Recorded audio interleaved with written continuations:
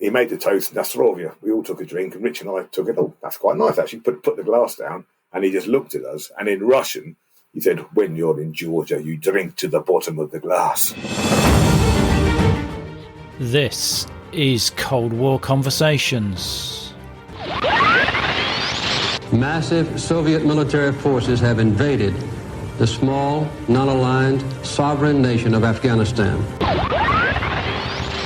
Mr. Gorbachev, tear down this wall. 6, 9, 8, 3. And I'm here to host this final program from the German Democratic Republic for you. Welcome to Cold War Conversations. If you're new here, you've come to the right place to listen to first-hand Cold War history accounts. Do make sure you subscribe in your podcast app so that you don't miss out on future episodes. We speak with Chris Summers, who as a 20-year-old was sent by his employers to East Germany in a Ford Escort to install British factory machinery. He provides us with interesting insights into life in the provinces of the GDR. Long-term listeners of the podcast will recognise one of Chris's colleagues was Tim, husband of Ancher, who was our guest in episode 82, A Cold War Romance. Chris was also sent to Poland, the Soviet Union, Czechoslovakia and Yugoslavia, where he tells us what he saw and experienced in the latter half of the 1980s. Now, if you can spare it, I'm asking listeners to contribute at least $3 per month to help keep us on the air, although larger amounts are welcome too. You get a sought-after Cold War Conversations drinks coaster as a monthly financial supporter, and you bask in the warm glow of knowing that you are helping preserve Cold War history. Just go to coldwarconversations.com/donate for further information.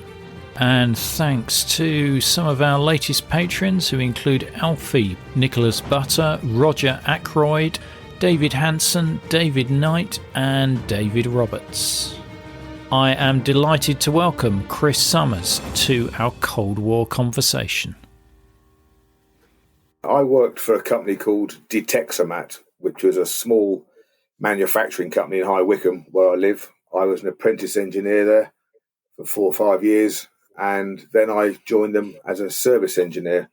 And all their equipment was exported, or 90% of it, which meant 90% of my time was travelling the world, fixing it, installing it, running training courses. And the equipment was really for closing the toes on pairs of tights or stockings, joining 2 legs together to make a pair of tights, and then closing the toe so that they were wearable. And was your technology pretty unique, which is why the Eastern Bloc bought into it?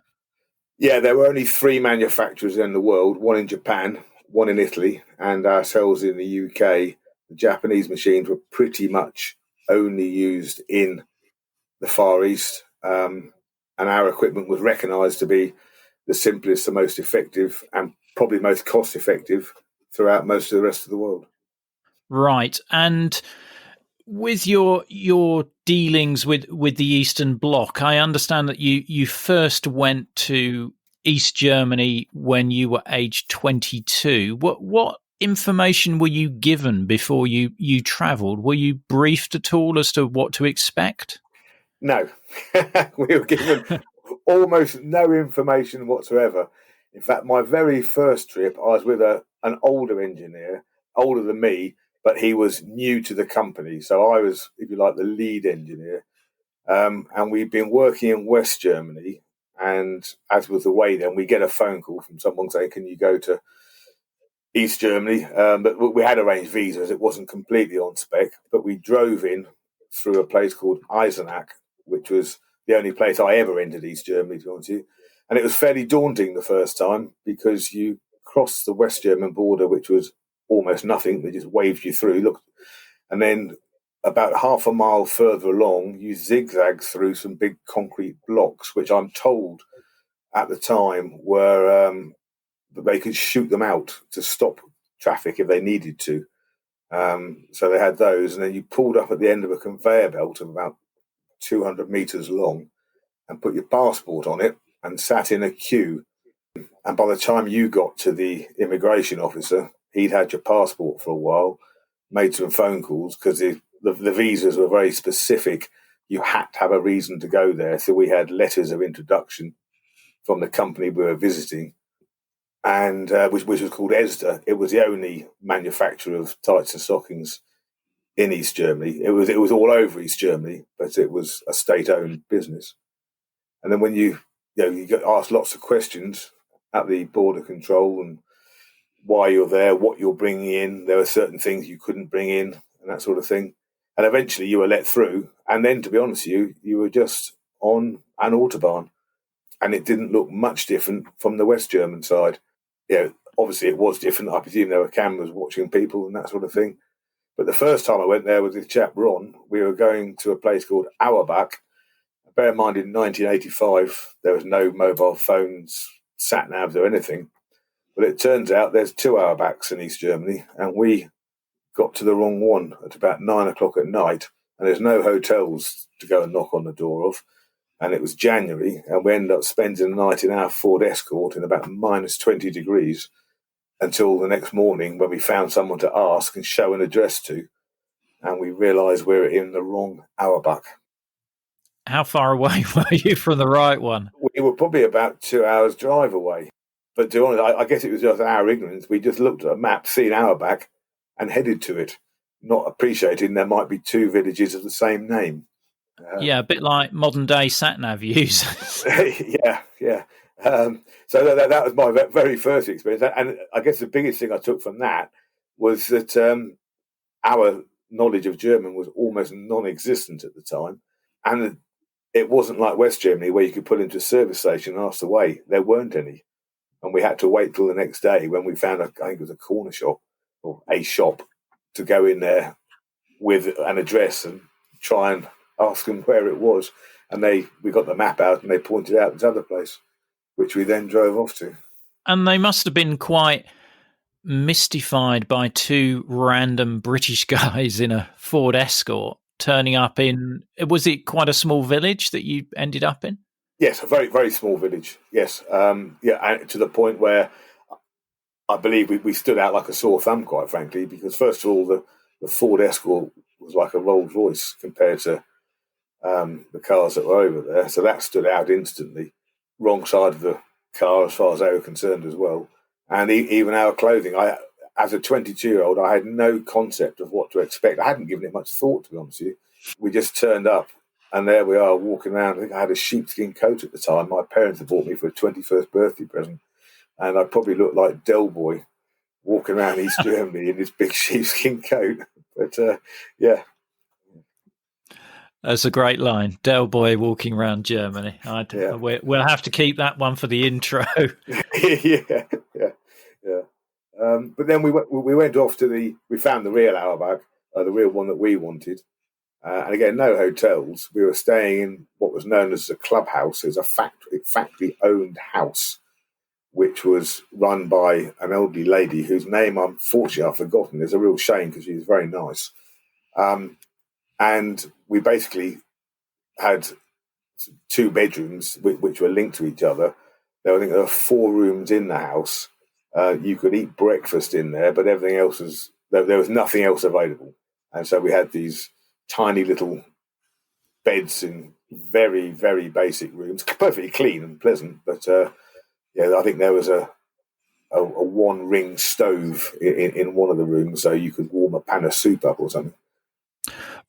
Right. So when you arrive there, you both Ron and yourself, can't speak German. There were people there who could speak English at the factory, I presume. Yes, we were. We've been given a name. His name, actually, his chap's name was Ollie Scheffner, and he presumably he was working in the factory, but presumably someone also relied upon by the party. Very pleasant guy to us, really, really helpful, spoke brilliant English, and he was basically allocated to us for the entire duration of our visit. If we needed something, we asked him. if we wanted to go somewhere, we'd ask him, can we go to this place or that place?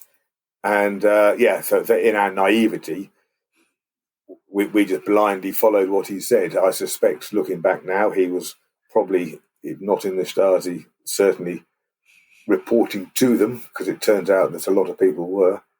But yeah, so he spoke excellent English. But of course, when we went out in the evening, we had to go to a restaurant. There was no option. There's no other place to eat.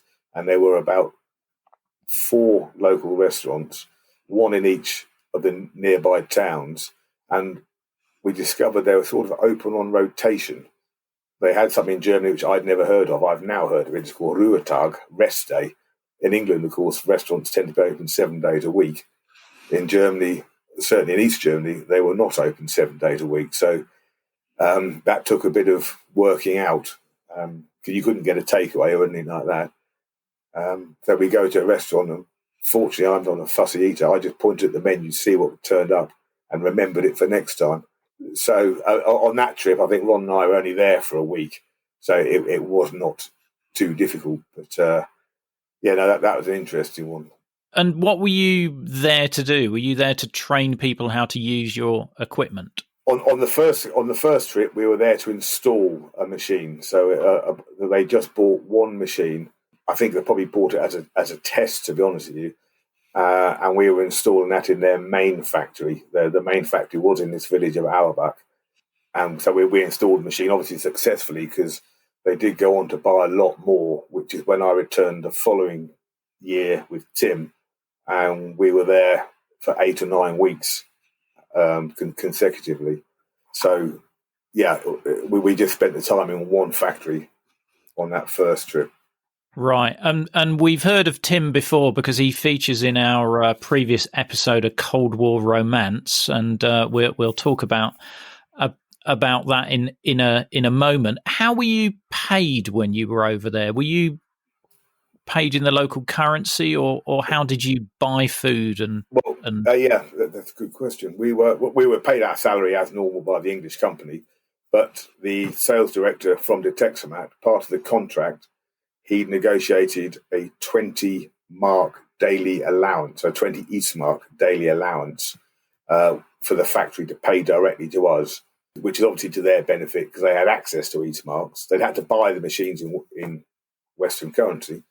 So they gave us every day 20 marks. I think they gave it to us a week in advance. And that, to be honest, was more than enough to go to a restaurant and have a perfectly decent meal and a couple of drinks. So we used to, get that 20 marks. But then if we ran out, there was a black market for currency going on, which we very quickly learnt about. People in the restaurant, some of the younger people were not quite so reserved. And you could change Westmarks at 10 to 1. So, a daily allowance, we could get a daily allowance by changing 2 Westmarks on the black market, and we ended up with 20 Eastmarks. Wow. And how were the locals to you? Because I guess they wouldn't have seen many English people in their town before. No, I mean, the people that we dealt with in the factories, on the whole, were fantastic. Really super friendly people, particularly the younger ones, anyone under the age of about 30. Some of the older people, particularly the men, because it tended to be the men with the mechanics in the factories who had our main dealings with them, but it was normally ladies operating the equipment, as it was in most of the world. But so the older guys were obviously quite wary of being seen talking to us. I think that was probably the main issue. But everyone was very friendly, very helpful. I don't remember having a single bad experience with the local people. They invited us. Eventually, we ended up going to a swimming pool party. They had an open-air swimming pool, big communal thing, and they had like a fete, I guess it was. And we were invited to that. This chap, Ollie Scheffler, invited us to go to that. No, the people were just terrific. At any time, did you feel you were being watched or observed? I never felt it, except when we got friendly with some of the technicians in the factory. If we went out somewhere, if we went for a drink or met in a restaurant, you could feel that they were a bit wary of being seen. I mean, we were, particularly when I was back there with Tim, we were both 22 years old, driving around East Germany in a car that everyone thought was a Rolls Royce. It was a 1.3L Escort, but to the local people, it was like a Rolls Royce. And we clearly stood out as someone. We were different to everyone else around, as much as our clothes and maybe our attitude, not unruly attitude, but we were two lively 22-year-olds having a good time, frankly. And I think there were some people a bit nervous of that. I can imagine that. And were you restricted as to where you could go to, or were you just like given your 20 marks and we'll see you tomorrow? Yeah, that was roughly it. We weren't aware of any restrictions. We probably broke quite a few rules, but we didn't know what the rules were. So, no, we did go to quite a few different places. I mean, I went Karl-Marx-Stadt, Chemnitz-Hof, as it's now called, had a hotel in the middle of it. I think it's called the Hotel Congress, and it's a Western hotel, a hotel for Westerners, and they had a nightclub in the base of that. And so we go up there occasionally at weekends and take people with us. And it was a 20-mile drive. So on occasion, it was difficult. In fact, I remember one time we actually booked a room because you were guaranteed to get in if you had a room key. Well, another engineer, and also called Tim, not the same Tim, I have to say. The two of us had gone up there and with two young ladies from the village we were staying in, and it was heavy snow, and I was driving, and we drove into Karl-Marx-Stadt, about 20-mile journey, I think. And so when we arrived at the hotel, I was showing off being 22 years old, and I handbrake turned the car across into what turned out to be a taxi rank.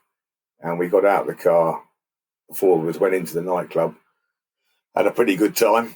And then someone from the hotel came and asked if that was our car. I said, you have to move it, you're in a taxi rank. So I went out to move the car and moved it rapidly in reverse around the corner. So it wasn't in the taxi rank, back into the nightclub. And when we came out of the nightclub, got in the car, and I instantly saw about 50 yards away a police car. And I said to the other engineer, Tim, I said, we're in trouble there. And we had no option but to try and pull off. So we pulled off. As soon as I started the engine, got about 2 meters, and the siren started. And the two officers got out, ever so polite, I must say. And they came round to my door and put the window down. And he said to me in German, which I by now understood a little bit of, have you been drinking? And I said, certainly not. And he said, would you blow into his bag, please, sir? So I blew into the bag, and of course, it almost melted it. But he was very nervous. He's, what do I do with this English guy if he's been drinking? You could see it on his face. He genuinely didn't want to arrest me because he didn't know what to do with me. And he said, is there anyone else in the car who can drive? And Tim was in the back, other Tim was in the back. I said, Tim, can you drive? Yeah, of course I can. And he said, have you been drinking? He said, no, only lemonade. And of course, he blew in the bag and melted it as well. And then there was a conversation. The girl in the front seat, lady called Andrea, who was with me, and she got out of the car and went and got sat in the police car and talked to them. And we had no clue what was going on. And then she came, got back in the car and said, have you guys got any English money on you? And between us, I think we had £30 and £10 notes. And so she said, give it to me. Gave it to her. She got back in the police car. And 5 minutes later, got back in our car and said, right, drive. And we said, what happened? What happened? She said, just drive. And so we drove off and very sensibly drove home. And as we were 5 miles away from the hotel, she turned to me and gave me two £10 notes. And I turned to Tim, I hate to say it, I'm ashamed to say it, my only reaction was, wow, we can do that 2 more times. And then we drove back to where we were, and that was the end of it. So it's humorous now, 35 years later, but mildly embarrassing, I have to say, to have been so flippant with both drink driving and their rules and regulations. But it was clear at the time the chap just didn't know what to do with a couple of English guys. If I'd been East German, I'd have probably been dragged away and locked up. But he just didn't know what to do with it. So, yeah, I wasn't aware of any restrictions, and no one ever stopped us going anywhere. But I suspect we were probably going to places that they'd rather we hadn't, but we just didn't know. Yeah, it's interesting because, from what you hear of East Germany, most tours or tourists were, carefully shepherded around, and there wasn't that much independent tourism. Yet there's you two, as you say, young 22-year-olds. You're able to go anywhere and almost do anything as long as you're not breaking the law. It's quite incredible. Yes, and again, looking back now, I'm 57 years old. It absolutely was incredible. When I tell people, where we've been and what we've done, everyone looks at me open eye. But at the time, I just don't think I had an appreciation of what a communist bloc country was. Yes, when I crossed the border, that was quite formidable. But once you were there, the people were just lovely, and they'd invite us to local discos and things like that. And we go almost every week to a local disco, which was quite a strange thing because being good socialists, they had to be ready for work the next day. And so a disco tends to be 3 o'clock till 6 o'clock in the afternoon, Wow. as opposed to 8 o'clock till midnight. So it was quite you got used to it. But yeah, you would go to a disco literally at 3 o'clock on a Sunday afternoon.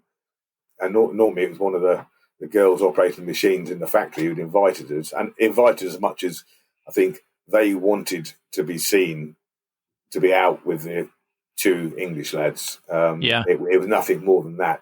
We'd arrive, or they'd arrive in our car, and they'd, this is Chris, this is Tim, we're here. But it was very almost childlike, if you like.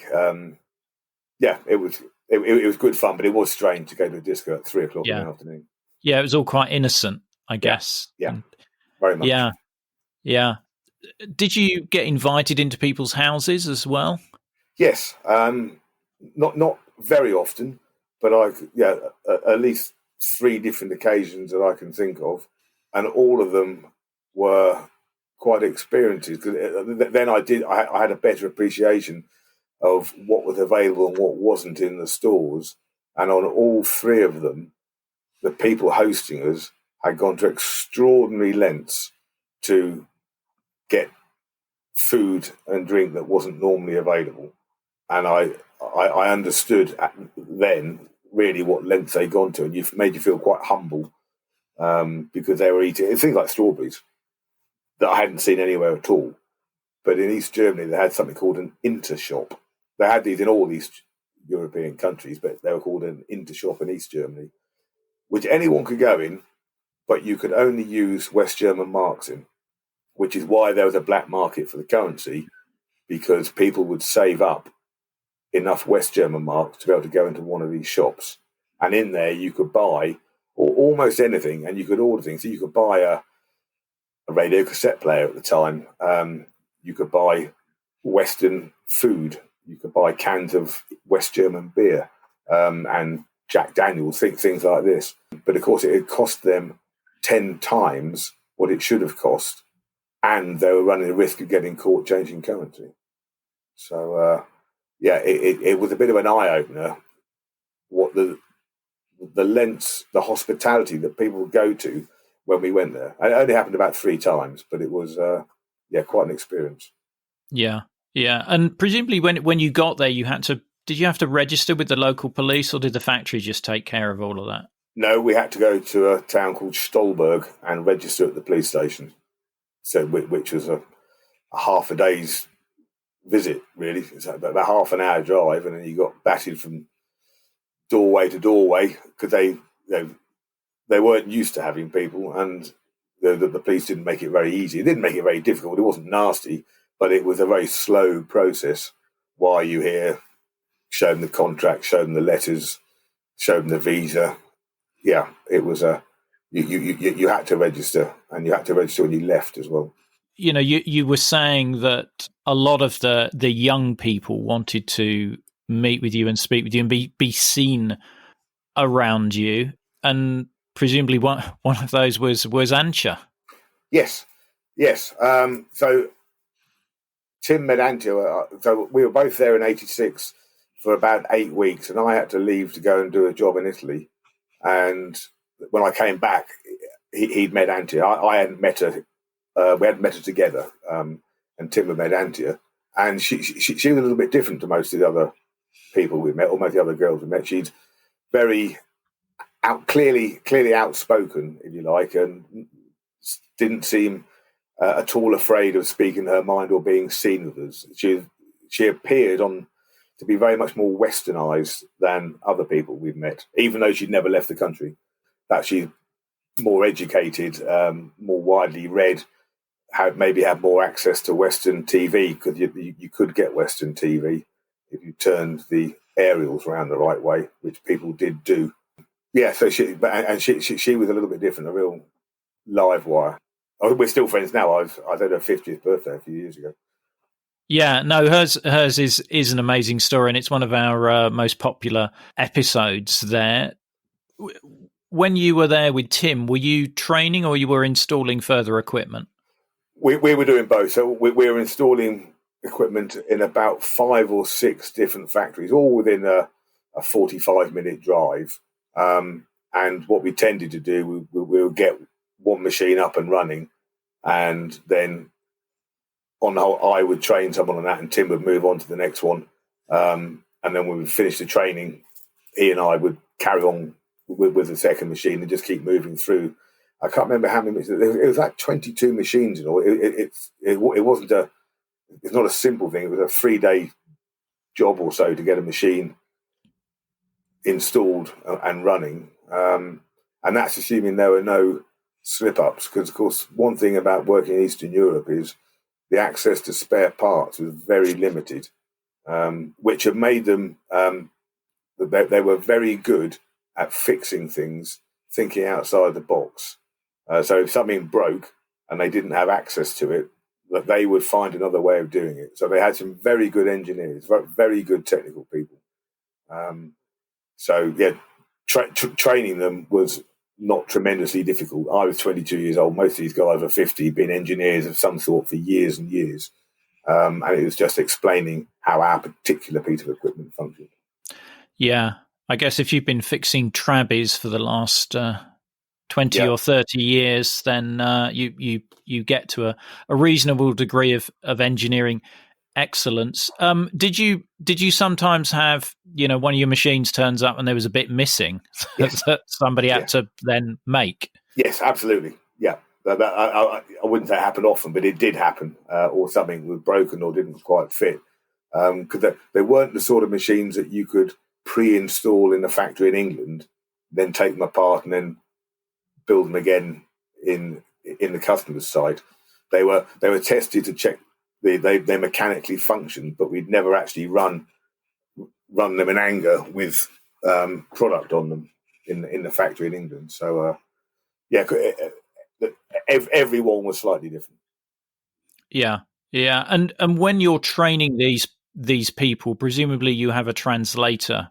Yes, there will be somebody with us. By this time, we had a different chap, actually, a guy called Dietrich Decker, or as everyone in Germany called him, Decker Dietrich. He was a fantastic guy. Again, probably a party member, I have no idea. But he was also very westernized in his approach. And to us, he seemed very, very relaxed. He wouldn't let us go around to his house. He didn't want to be seen to be getting in our car. So could be, like I said, somebody's factory for 45 minutes away, and he'd have to be with us in all the factories. But we offered to pick him up on the way, and that was crossing the line, apparently. He couldn't be seen to be getting in our car.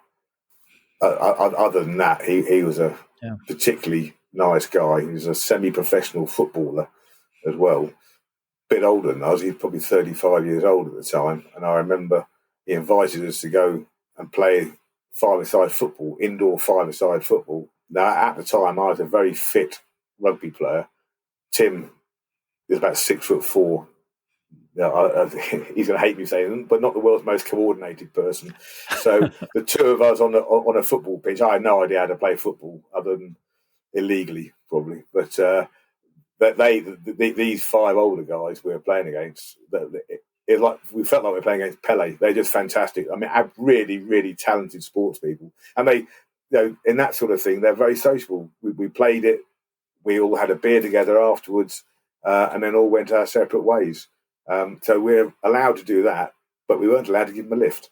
Right. And were you able to talk to them about life in England or anything like that, or was that just frowned upon talking about that? No, people would ask questions and we'd happily talk to them, but I think it was very difficult for them to comprehend. You couldn't explain going to a supermarket because they had no concept of what a supermarket was. The only shops we ever saw there were what I call small village co-op, little shops with very limited items on the shelves.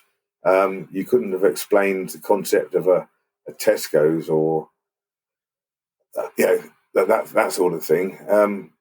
Yes, we also went out to discos. Both countries have got football clubs and things like that. So in some ways, it was hard to define a difference. As me going there, the biggest difference was, of course, I could just drive out and they couldn't, which I think was probably about the toughest thing for people who live there. It was just this concept that you were not allowed to leave. I'm sure if they'd been allowed to leave, many of them would have just come back because they'd have been, so it's not that different. Let's go home to where we live. So, yeah, but we never felt restricted on what we could say to people. No. And did they talk much about their own lives and, what they did in their spare time and things like that? Yes, but it was all normal things. You'd say, well, what are you doing this weekend? Oh, I'm playing football, or I'm going to the swimming pool, or I'm going to see my grandmother in the next village. Everyone was doing very normal things, but it was all very parochial, I guess. They weren't going far to do these things. But it just felt like a very normal conversation to us. It's there seemed to be a very active social life for younger people. I must say, very active. There were lots of local football teams, and everyone went to watch the matches. And they all had a bar there, and they were selling hot dogs of some description. It felt quite normal, if I'm honest. Yeah, I think people forget sort of like 1980s UK, there were only 3 or 4 TV channels and, yes, it was pretty similar. There wasn't this multi-channel entertainment systems. And, that would be what you did. You play sport, you go out with your mates and, you drink beer.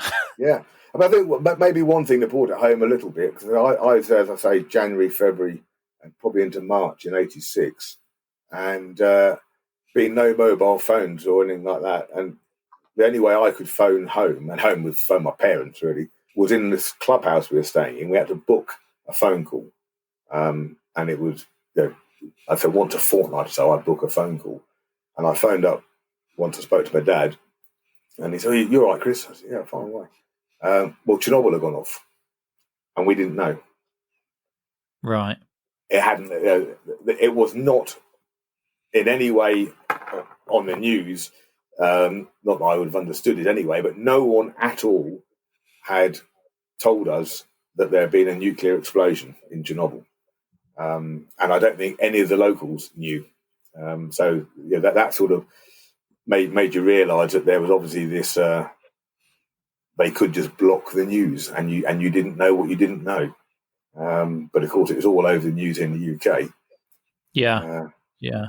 And could you the locals could pick up West German TV though, couldn't they? They could, yes. I'm told. I mean, probably Ancher who told me actually that if they all turned their antenna in a certain direction, they could pick up West German TV.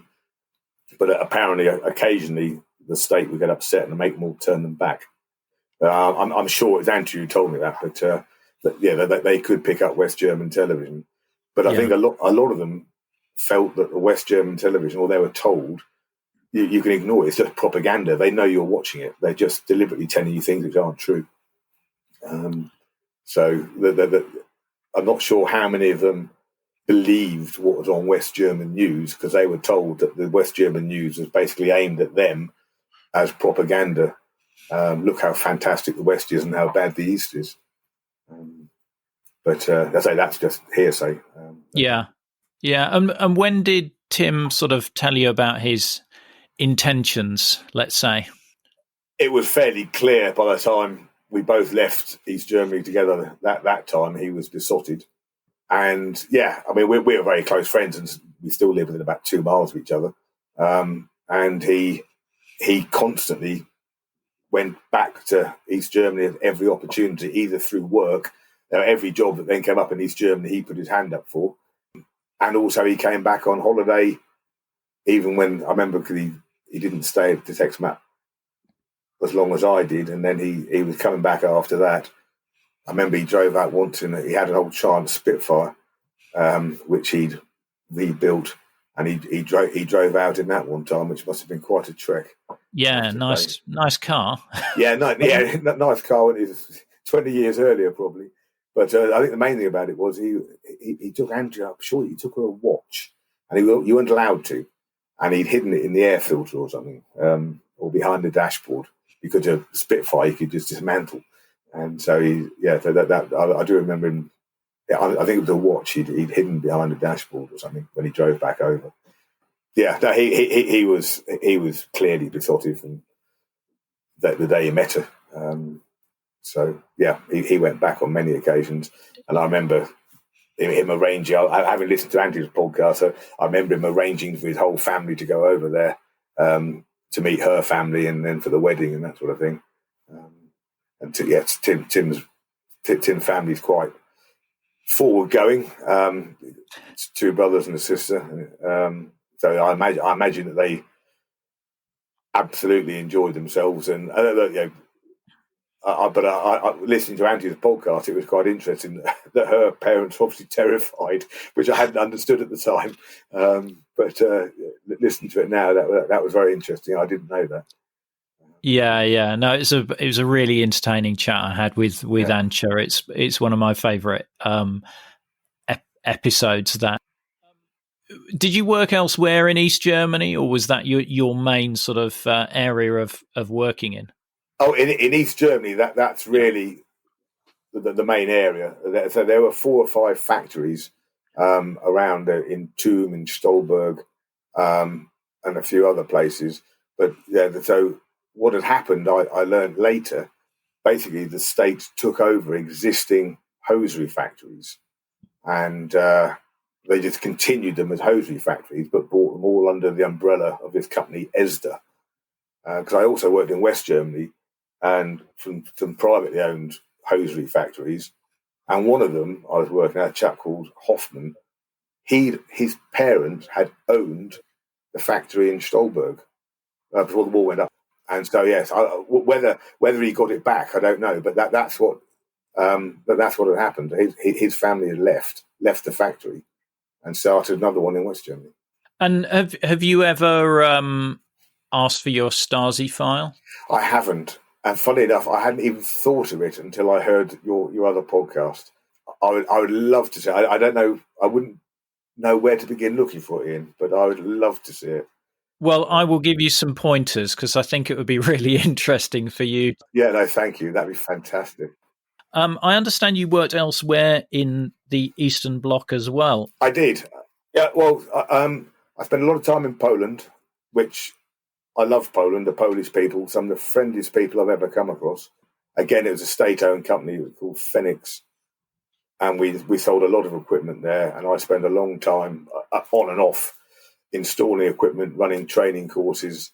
Training courses were quite challenging in Poland because people like to drink quite a lot, and it was clear when they got there at 9 o'clock in the morning that they probably had a vodka or 3 for breakfast, because there was no motivation for them. They were guaranteed a job; they couldn't be sacked, and that was quite difficult. That was different to East Germany. The East German people, I always felt, were much more motivated.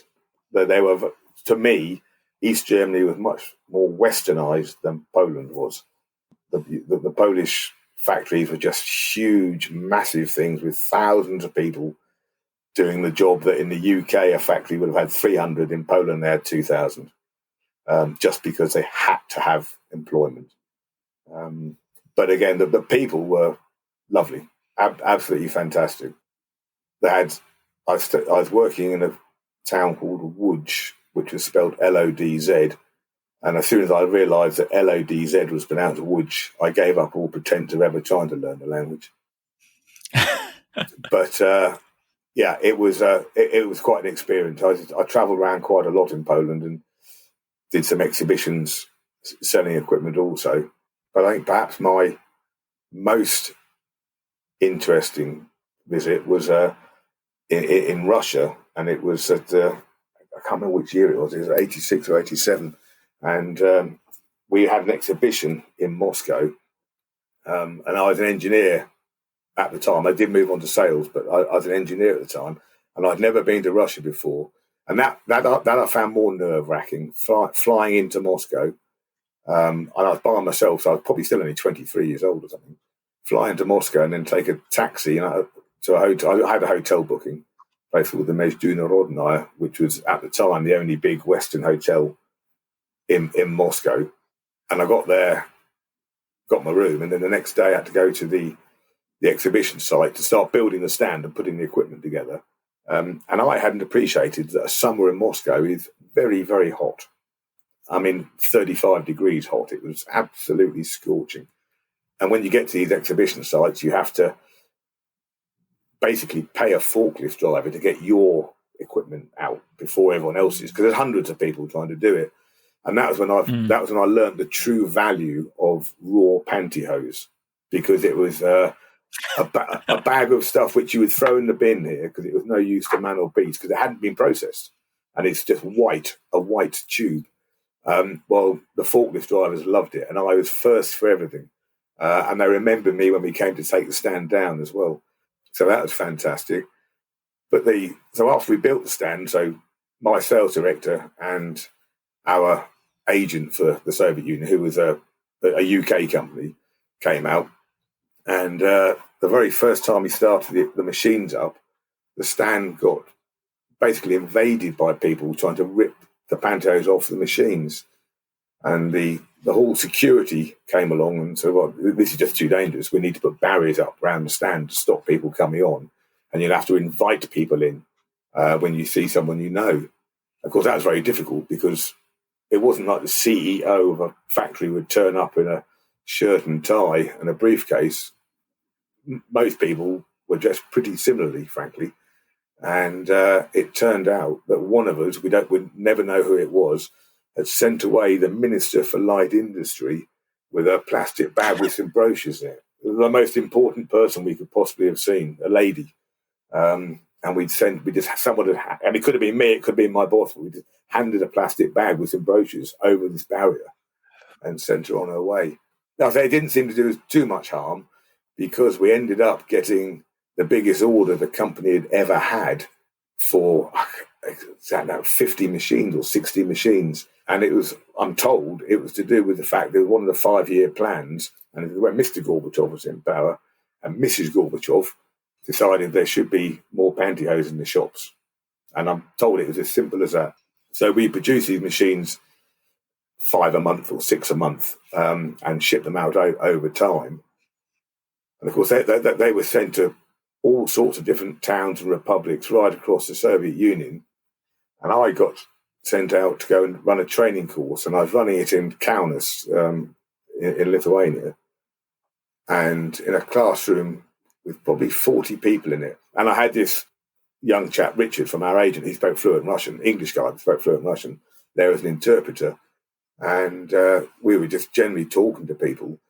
And again, hugely humbling. Some of these people have spent 3 days travelling on a train to come to this training course, to listen to me explain how you make this sewing machine function and how you adjust this and how you adjust that.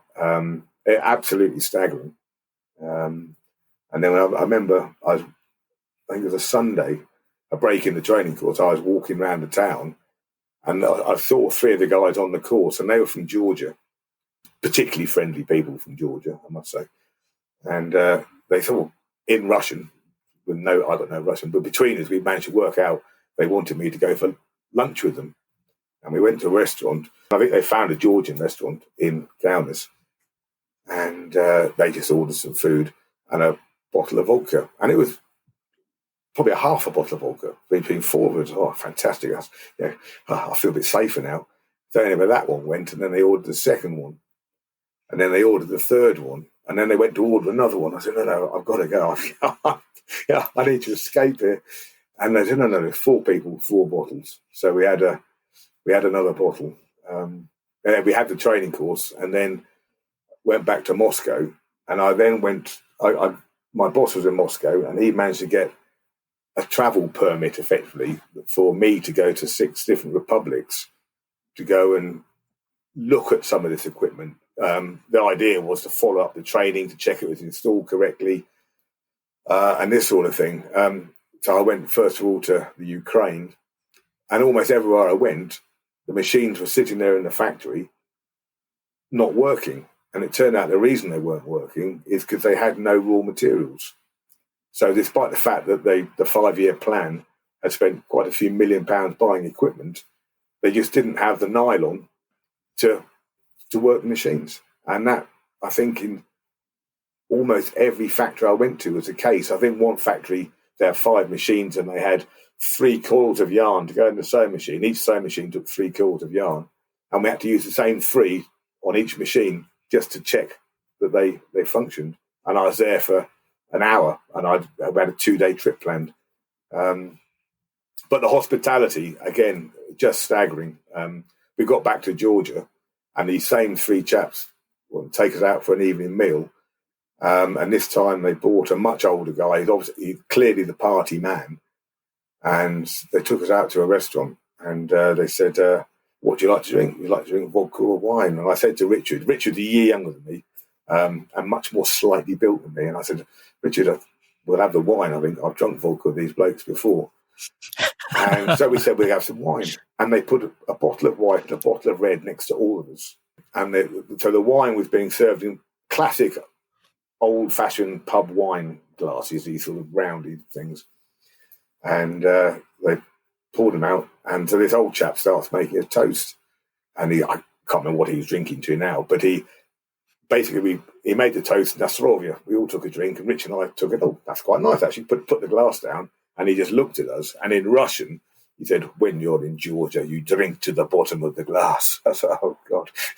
So every time he made a toast, we had to completely drink a glass of wine. And they got to the stage, obviously been there quite a long time. And I said, well, Richard, I think we should make a toast now just to thank them and close this off. And I turned around because he had to interpret what I was saying, and he'd almost collapsed on the floor.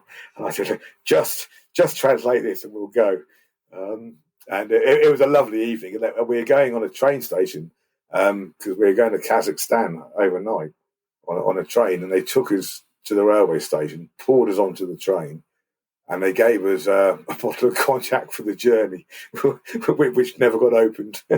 We were on what was supposed to be a 12-hour train journey the next day. It turned into nearer 24 hours because apparently it had parked up in the night due to some reason we never learned. And when we woke up in the morning, we were still static. So that was quite interesting. But from there, so we went. Wow. Yeah, we went to Kazakhstan. We went to Kyrgyzstan. Went to Frunze. Yeah, we ended up 6 time zones away from Moscow. So it was quite an experience for. Wow. It must have been really interesting seeing parts of the Soviet Union that people, regular tourists wouldn't have seen, because you were well off the beaten track. I think some of these places we were, if not the first, amongst the first Westerners ever to go to them, because apparently they nearly withdrew our travel permit. They panicked at the last minute. Someone had signed a travel permit allowing us to go to these 6 different republics. And then somebody maybe one step ahead of them said, what on earth are you doing letting these 2 20-something Englishmen travel? And they apparently they nearly withdrew them, and in the end they let us go. Yeah, it was very strange, because I'm convinced in some of them we were the first English people ever to turn up in. You turn up in Frunze, which, if you look at a map, is a long, long way away. I don't believe an Englishman had ever been there before us. So no, it was. Yeah, that was a real experience, I must say. Fascinating experience. And did you take many photos on those trips or not? Yes, but of course, at the time, there's no digital photographs. And I have got photographs around of Richard and I in some of these places. Yes, I do have some. Yeah. Right. If you could share a few with me, it would really help the show notes and give people a bit of an image as to, what life was like, and if you've got any in East Germany as well. I know the listeners will be really interested to see more of this. Was your freedom of movement in the Soviet Union similar to East Germany, or were you more restricted? Much more restricted, I believe, and that sounds like an odd thing to say. When we're in Moscow, you could walk wherever you wanted to, but when we were out looking at these machines that had been delivered, there were lots of them we were not allowed to go to because they were in factories that were in a military sensitive zone. So we weren't allowed to go and visit. Probably half the machines I didn't get to see, because they're just in zones that Westerners were not allowed in. You mentioned the difference between the workers in East Germany and Poland, and I realise it's a generalisation. How did you find the workforce in the Soviet Union? In the different republics were very much different people, to be honest with you, which I suppose they should be.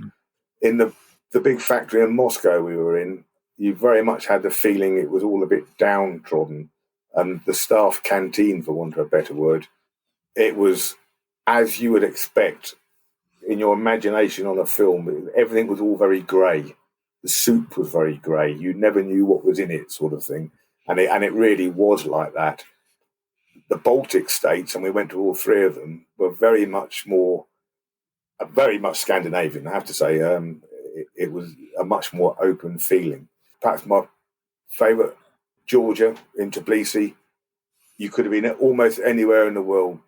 Big fruit shops, lots of colour, very lively people, slightly different people, in as much as they're darker skinned than the people in Moscow. They're clearly from a different country, if you like, and they were much more open, much more affable. Yeah, further across it, Frunze I don't have a huge memory of, I must admit. It was all I remember. More heavy-duty vodka-fueled lunches, was it? yeah. No, I remember going to a park. We had some time. A big open park, and it was just full of Leninist statues. And then we went to a cinema. We saw a sign saying Queen at the cinema, and it was Queen as in the band. And they played apparently in Budapest, and because they played in Budapest, this was allowed to be in the cinema in Frunze. And whether no one else understood what it was about, I don't know. So Rich and I went and sat into a completely full cinema, and within about 15 minutes of the concert starting, most people had left. Whether they thought they were coming to watch the Queen or something, I just don't know. But it was a completely full cinema, and literally 3/4 of people got up and left when they realised it was just this weird band playing music. Oh, that's brilliant! Yeah, that's a great story. I love that. Yeah. So that was quite interesting. But on the whole, again, people super friendly. I must say, yeah, they obviously had different limits. Some people were a bit more nervous. Other people. I remember we went to one chap's house. He invited us for lunch. And so we finished work in the factory, and we went to he come to my house for lunch, and we turned up, and he got some bread and cheese and things out. It was very pleasant. His wife came in and started shouting at him, and we had no clue what they were saying. It turns out she was just livid that he hadn't pre-warned her, and she took all the bread and cheese away, and we had to wait for an hour while she cooked a 3-course meal. She just didn't want these Westerners in her house thinking that she couldn't provide a decent 3-course meal.